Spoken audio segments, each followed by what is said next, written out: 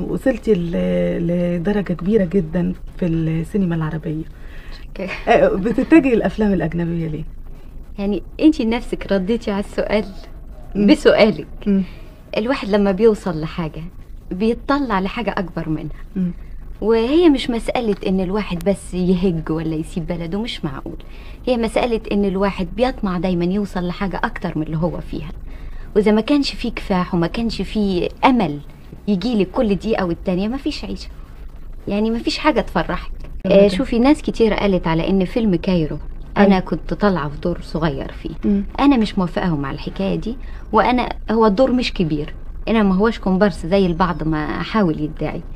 انما في الوقت نفسه انا افضل ابتدي بشويش، وافضل ابتدي بحاجة بسيطة، وحتى ان فشلت فيها حتى ان نجحت فيها ابتدي شوية بشوية. هعرف اخطائي، والمرة اللي بعديها لما تجيني فرصة كويسة يبقى عندي استعداد اقوم بيها كويس. يمكن ما فيهوش الانتاج الضخم. لا، بتاع برضو مش أمريكا. مش بالفقر اللي احنا بننتج بيه.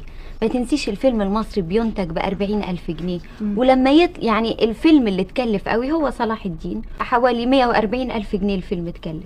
ست فاتن، اسمحي لي اسيب شوية الكلام عن السينما واسألك سؤال عن أستاذ عمر.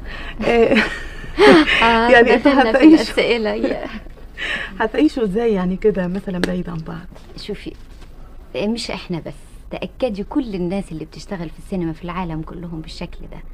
وانا ايام فيلم لورانس لما رحت العمر في الاردن وفي انجلترا اتعرفت على عائلات كتير قوي من العائلات اللي بتشتغل، يعني الستات اللي متجوزة ناس من اللي بيشتغلوا في الفيلم معاه.